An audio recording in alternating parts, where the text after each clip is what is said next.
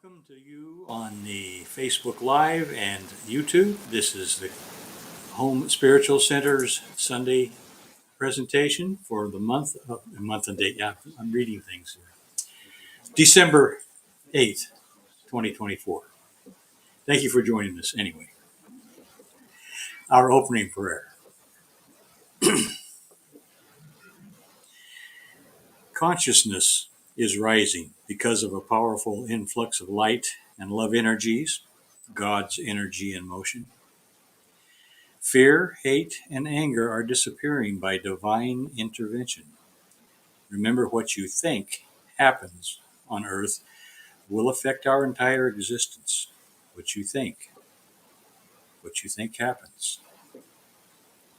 Visualize your light and your love encompassing the entire world. These God emotions, light and love, remove the expressions of darkness from our world. Divine light and divine love is transfiguring the darkness we have lived in for far too long. As light workers, we are being given the great amounts of assistance to rise into higher consciousness, and a lot is being done with us in our dream state as well. Do not doubt for a second that your thoughts, deeds, love, and healing have little importance. We are immensely important. Be as kind and loving to others as you can.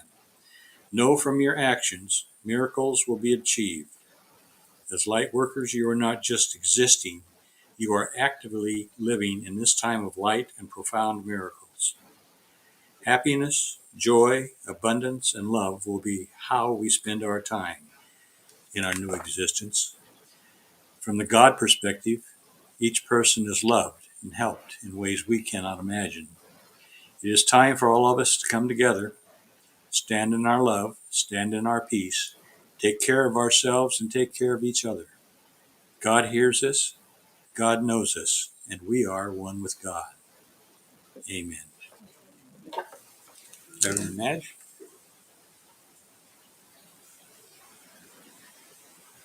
This will work. All right. Bring around the podium. It's all good. Thank you. Thank you, Dick, for that. So I had a request to be louder. Is that better? Yes. Okay. I love it when I get told to be louder. That never happens. Even at home, I'm loud with my mother, and then she puts her hearing aids in, and she's going, "Oh, slow, bring it down." It's like, I can't. Now I'm programmed. Okay. Anyway, all right. So as we all know, and to the message of Dick's prayer, we are in a new era of planet Earth and humanity. And we're in uncharted times. Got the wrong glasses on. Bifocal is hitting a different spot. There we go. All right. Some might call it scary, but it's both exciting and it can be unsettling, or it is unsettling for many of us right now. We humans love new things. We love new adventures. We love new experiences. But at the same time, we love safety. We love security. We love comfort. We love having a level of familiarity, even in our new experiences. We want something that we recognize. We want something that we kind of can have a predictability about. We want that security of understanding what's happening, even if it's new. The astrologers are getting so excited about our planetary alignment, what's happening with the stars and the planets out there. And I kind of wonder if they've always been this excited and I just haven't noticed, or is it really something brand new that's happening? And I think it really is something brand new that's happening. We truly are having planetary alignments and events that have never happened before, at least in our recorded history. Many, many things have happened, but as far back as our history goes. So we need to remember that we were crazy enough to say yes. We were crazy enough to say yes to this incarnation. We weren't enlisted. We weren't forced to come here at this time. We said, yes, sign me up. I want to be there to usher in these times. I want to be a part of this galactic ascension. that's going to happen or that is happening with Earth and humanity. We said, yeah, it's go time. Get me in. So we're here. Here we are, shaking in our boots. Because even though we said yes to this incarnation, for the most part, we've forgotten why we're here. We've forgotten why we said yes. That initial excitement of going in for the cause has kind of faded, and our memories are kind of wiped out anyway. So it fades on all both levels, and it's being replaced with fear and with dread and uncertainty, and it can be pretty hard to manage sometimes. But we really are here on a special mission. We're here in this incarnation. We're here on Earth at this time on a special mission. And even though we have to maintain this human life and our daily responsibilities and all the things that life requires of us, we still are on a special mission, that on a greater cause, a bigger reason for being here on Earth at this time. But it can still be unnerving, no doubt. Give us all credit for that. I get unnerved a little bit sometimes as well. Yesterday, I met with a dear friend of mine. He's a chaplain.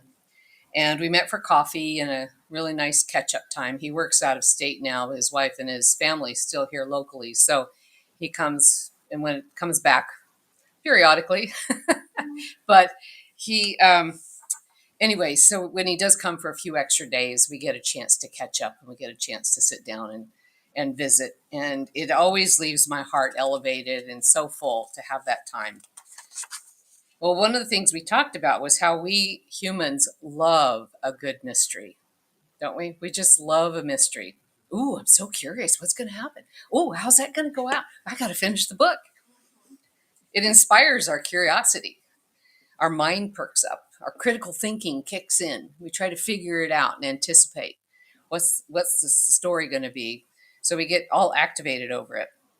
And we talked about how important it is at this time for us to remember that we don't know how this story goes, that it really is a big mystery. We don't know how it's going to unfold. We don't know how the story ends or what we're going to get, how we're going to get to the end of the story of whatever that's going to be. So my takeaway from our conversation about that is if we can view our future as a good mystery, it helps our mind stay sharp. It'll help us stay in our creative flow. It'll help us to keep our life elevated in a way that as we go through the unfolding of what's yet to come, we can be alert and in tune to the universe. So I believe it also helps us stay in that signal of listening to the universe. You know, when we're in a good mystery, we're paying attention to all the details that are coming at us and around us. And these details can guide us. They can give us hints of what direction to go, what to do next. It helps us stay away from dangerous situations or harmful situations. So we're in that openness of the mystery with our mind sharp, and we are in that flow of abundance and protection and one with the universe, because the universe wants that. The universe is always striving for our good. It's very important to keep doing our personal work also during this time, in our mind and in our heart. It's very important. And that means doing our forgiveness work, releasing old beliefs, keeping us from getting stuck. We don't want to get stuck in those beliefs. And we don't want to make up stories based on those beliefs. We don't want to make up stories based on our past experiences of what's going to happen. And we don't want to personalize it. We don't want to use our creative energy in that way of creating something we don't want.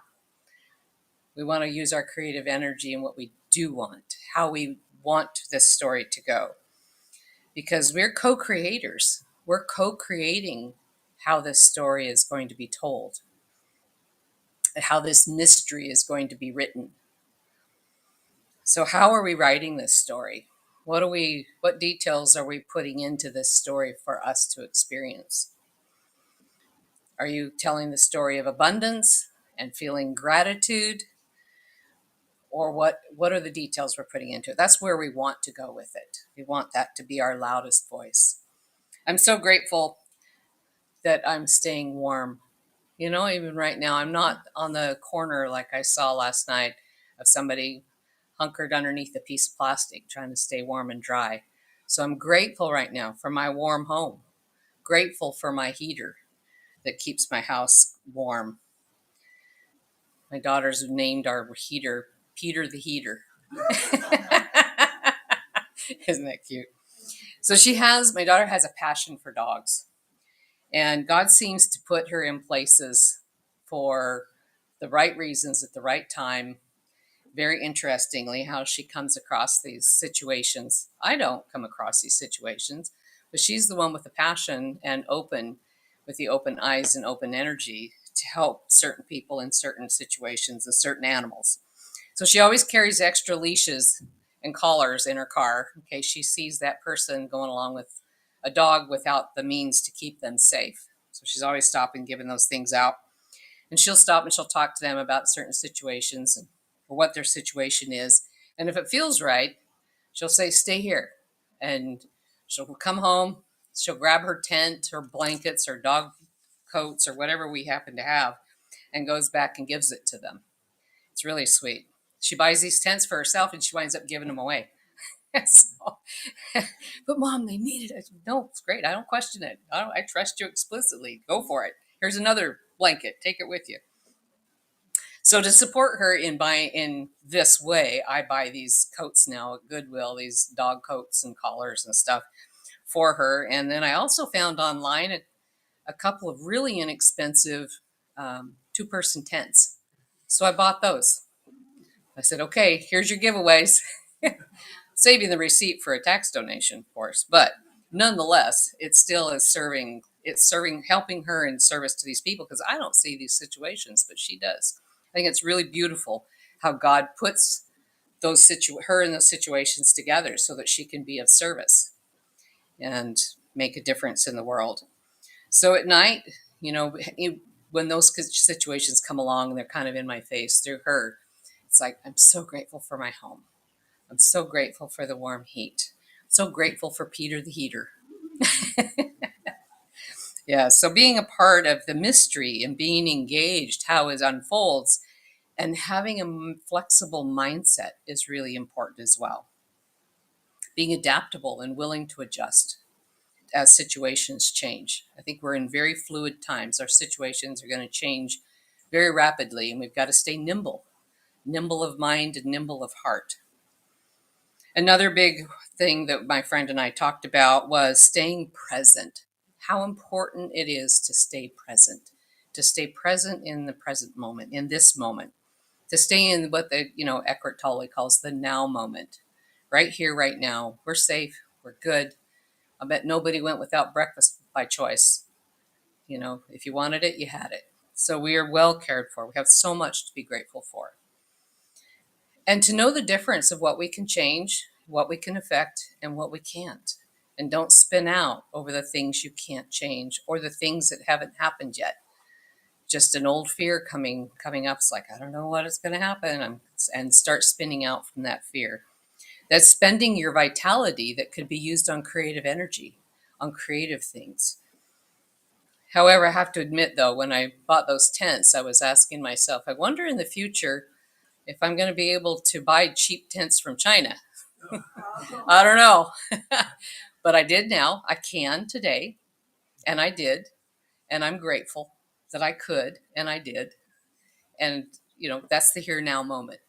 I don't know what the future is going to bring. But I was able to make a contribution. What was that? Yeah, that's buy by the truckload.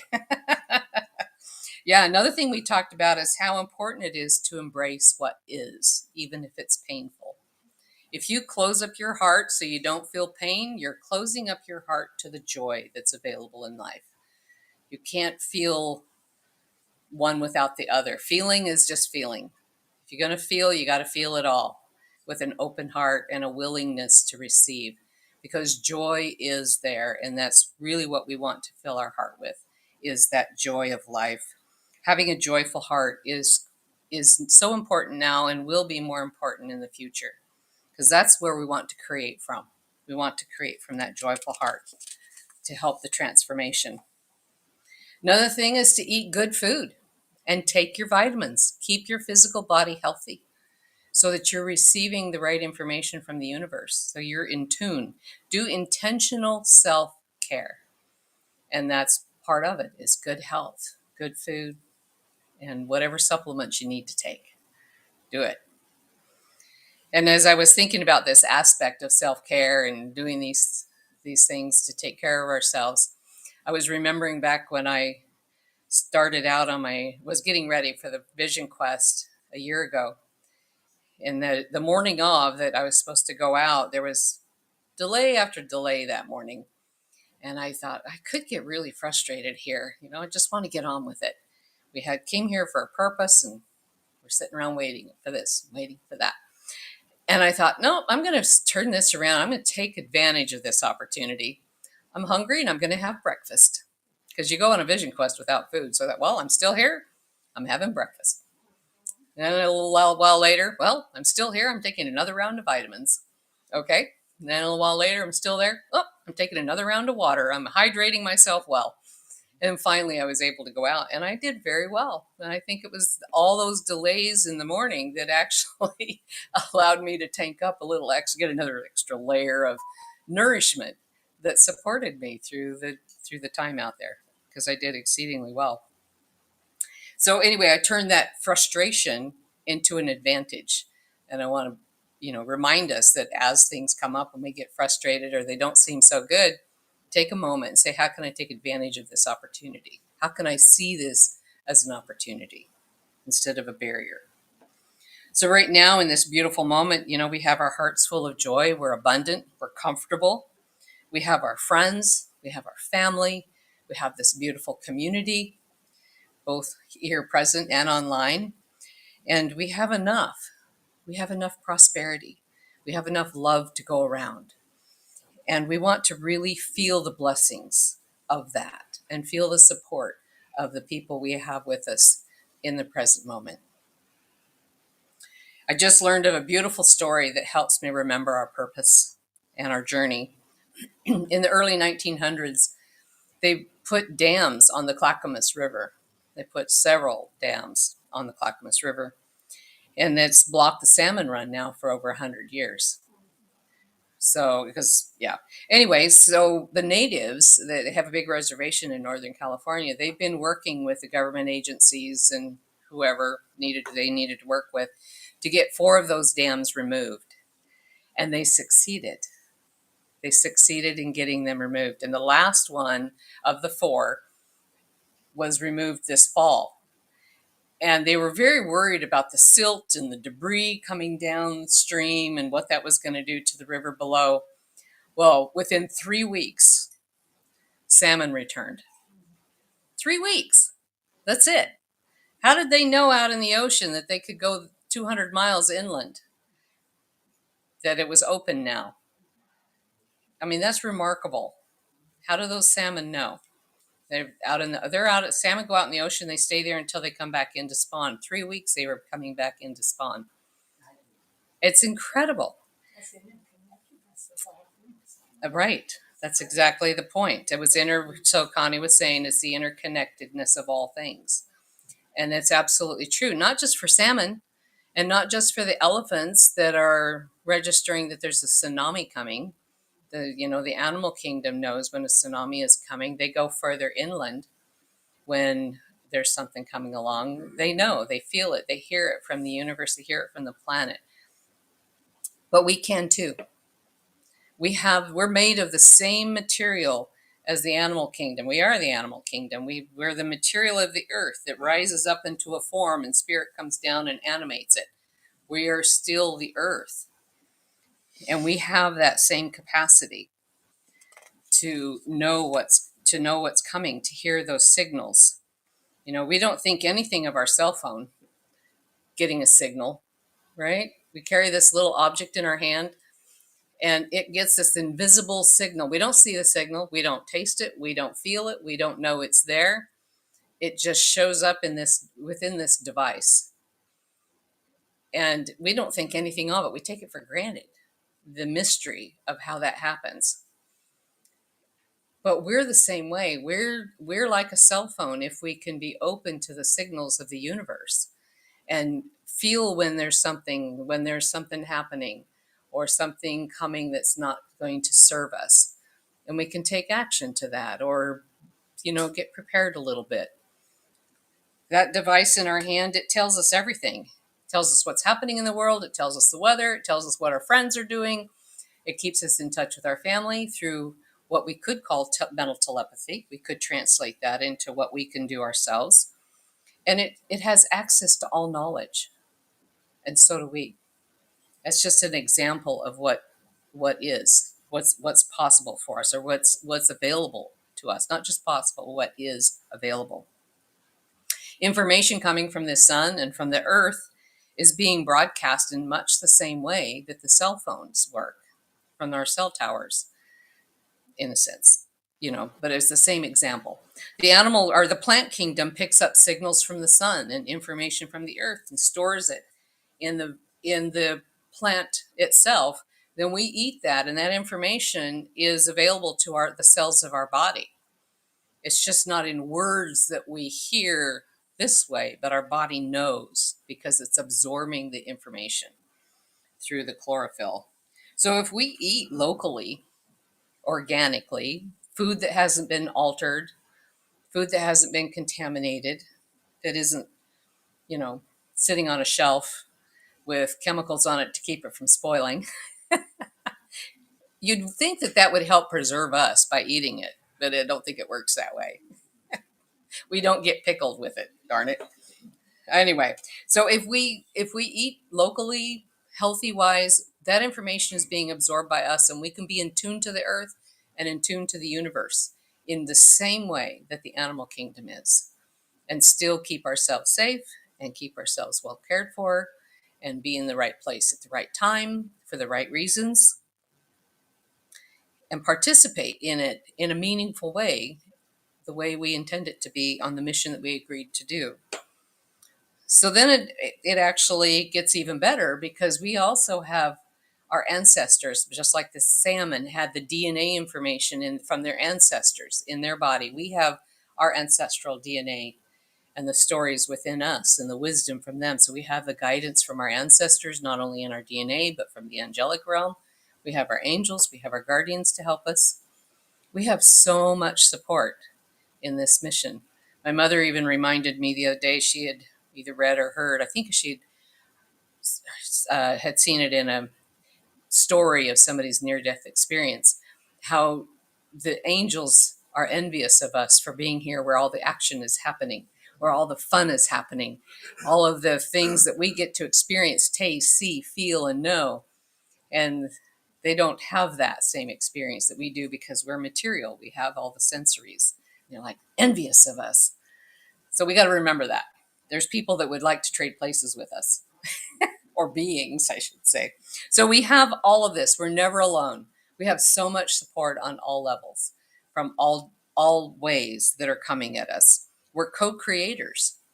You have to remember we're co-creators. We have a responsibility to help make a positive contribution wherever we can, and to stay centered in love, to stay aware, and keep our hearts and our minds open and flexible and willing to receive those subtle messages, those subtle bits of information that come before words or after words, but the knowingness from the universe of how to be. And to remember that we're all in this together. We're all in it together. We're all doing the same thing, accomplishing this mission at the same time. All right, so let's have a little meditation. Close your eyes, take a nice deep breath. Let's take a moment to reconnect with our purpose of why we're here on earth. Just drop into our heart, drop into that heart connection with Source, that heart connection with God, that which is greater than us, that which we said yes to. And in this carnation, yes, I want to go and be a part of what's happening. Drop into that place with deep gratitude Appreciating yourself for saying yes. Appreciating yourself for saying yes and having the courage to say that. You're a courageous soul, and feel the courage in your veins, feel the courage in your bones that you came in with. You are a courageous being. Now feel the love for Source. Feel the love that we're supported with. We are so loved. We're made of the fabric of the love of the universe. Feel the connection with the universal creation, that vibration of the high frequency of love, because that's where we descended into Earth from, descended into this material body. And now take a moment and remember that you have purpose on this earth at this time. You came here on purpose, for a purpose. You might not have the clarity to see it, to know what that is, but allow yourself to go into the remembrance of what that purpose might be. The remembrance that you do have a purpose and that you do matter and that you are making a difference just by being here. Take a nice deep breath and let that feeling settle into your mind, settling into your heart, settling into the fibers of your being. And feel the mission of saying yes to being here. You are here on a mission of evolution, a mission of ascension, a mission of transformation, a mission to co-create the story of how this is going to go. Keeping your glad heart and your gratefulness always in front and center. And we're so grateful for each other. We're so grateful for all that we have and all the comforts and securities. And let that be where we operate from, in that spirit of gratitude. And let this be a feeling that you carry with yourself throughout the week, coming from this place in our moment to moment details of our everyday living, as you bring yourself back into your body, back into this room, and holding on to that feeling, allowing it to grow to its full potential.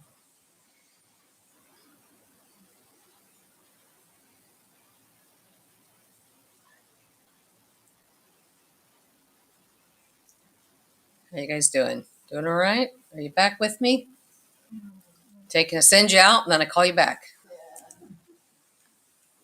All right. So we're going to do the offering for the home center. So take your gift in your hands. Lynn will bring the basket around. We also have PayPal that's posted online. Thank you for that. Or anybody present that wants to donate through PayPal is fine as well. If you're not sure the address, it's on the basket. All right. Because we have a hard time remembering all the slashes and dots and whatever, so it's posted there. All right, so put our gift between our hands, and thank you, universe, thank you, spirit, for this beautiful abundance that we have to share.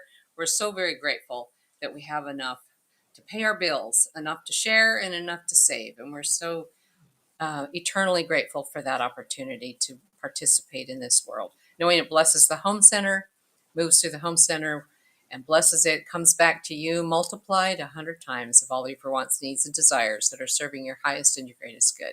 Let it be so. Amen. I thought I would include the 3 parts this time because it was something a friend of mine who was a self-made millionaire, and she started out as a secretary at Science of Mind Church in her youth. And so she was up close and personal with all the teachings of abundance. And so she practiced it seriously. And her mantra for all her life was to have enough to pay her bills, enough to share, and enough to save. And over time, her and her husband, they bought real estate and apartments and whatever and sold them and had multi-million-dollar investments. And she said, "It works, Madge. I'm telling you, it works." And I said, "I believe it. You're a living example." All right, so I'm going to turn it over to Dick to share his inspirational story and a closing prayer, and I'll come up and give announcements.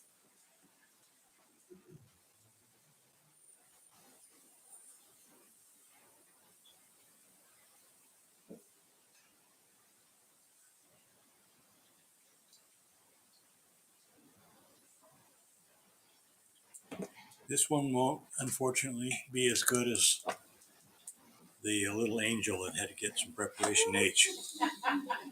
But I picked this one up just 2 or 3 years ago, and it fits so well. It's called In the Middle of Winter. In the middle of winter, when days are cold and the wind can pierce your warmth at will, remember the warmth of your love. In the middle of winter, when days are short, dawn comes late, and dusk arrives early, remember, in the darkness your light still shines. In the middle of winter, when the flowers of spring lie hidden in the earth, the leaves are off the trees, and the world seems bleak, remember, spring is just around the corner. When in our lives we feel as if we are experiencing a season of winter, reach out to the divine so that you will feel the warmth of your love and see your light. That alone will lift the darkness from your soul. And now our closing prayer. Plant your feet firmly on the earth and using your five senses, give thanks to God for the countless ways it comes to us through creation, for all the beauty that our eyes see, for all the sounds that our ears hear, for all the scents that we smell, the tastes that we taste, for all that we feel, the sun, the wind, the rain, the snow, warmth or cold. Pray this day that we may be open and attuned to the countless ways that God comes to us through our senses, through the gifts of creation. Now, let go of all the pain, struggle, regret, failures, and garbage of yesterday. Step out of it. Leave it behind. Brush the dust off of it and step into the gift of a new day, full of hope, promise, and potential. And finally, as we close, give thanks for the gift of this new day. Amen. For those of you on Facebook Live and YouTube, pardon me, this ends our Sunday service for today. See you next week. Home Center out.